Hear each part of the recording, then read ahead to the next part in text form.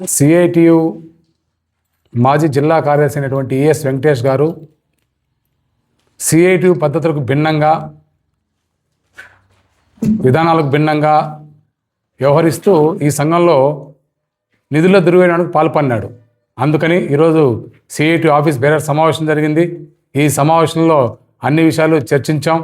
మొత్తం సభ్యులందరూ కూడా ఈ రకంగా సిఐటియు నాయకునిగా ఉంటూ మొన్న జిల్లా మహాసభలు అయిపోయిన తర్వాత ఆ సంఘానికి సంబంధించిన నిధుల విషయంలో దుర్వినియోగం పాల్పడినాడు కాబట్టి అతను పూర్తిగా సిఐటి నుంచి బహిష్కరించాలని చెప్పేసి ఆఫీస్ బేస్ సమావేశం ఏకగ్రీవంగా తీర్మానించడం జరిగింది.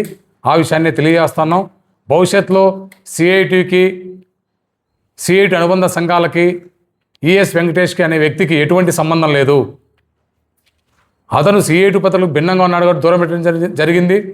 భవిష్యత్తులో అతను సిఐటి పేరు చెప్పినా లేదా సిఐటి అనుబంధ సంఘాలకు సంబంధించి సంఘాల్లో అతను జోక్యం చేసుకున్న కార్మికులు జాగ్రత్తగా ఉండాలని చెప్పి విజ్ఞప్తి చేస్తున్నాం.